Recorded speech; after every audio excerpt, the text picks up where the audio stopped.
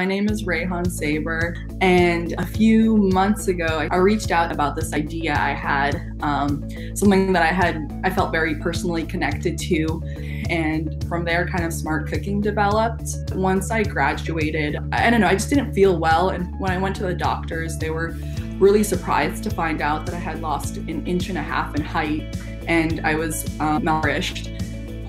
From sustaining myself on snacks and quick foods and coffee. And from this experience, I made a pledge to myself that I need to do better. And from this, I wanted to use nutrition as a tool to properly take care of myself and other people as well. It's fun, and you can kind of connect with people, and you can make good food. I've learned how to dice onions and kind of how to make food that's healthy but still tastes very good. A lot about how different flours work are better for you, and how you can use things instead of adding extra sugar. Whenever we cook something, there's a purpose behind it. We cook things that are nutritionally dense.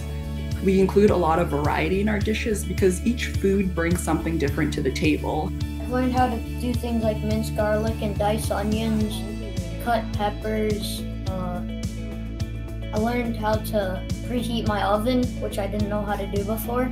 I feel I've used my kitchen more this year than I have in my entire life.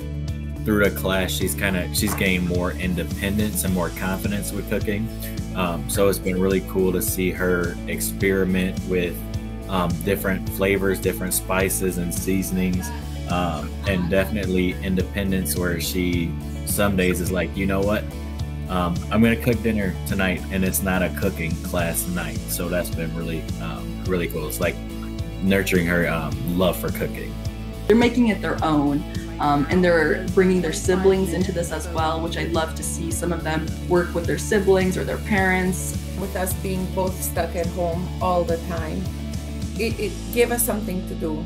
And because he's a twin boy, chances for us to do stuff together that we both enjoy have been smaller and smaller because, well, it's not cool to hang out with your mom when you're 11. Yeah, no, it's not. And so that's been really helpful. It's just it's something that we can do together.